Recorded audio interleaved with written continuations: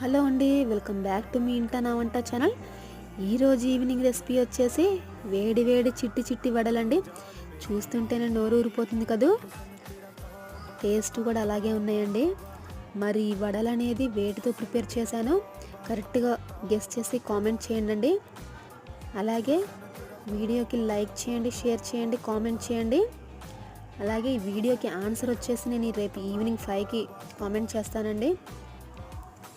Subscribe చేసుకోవడం మర్చిపోవద్దండి. Thank you.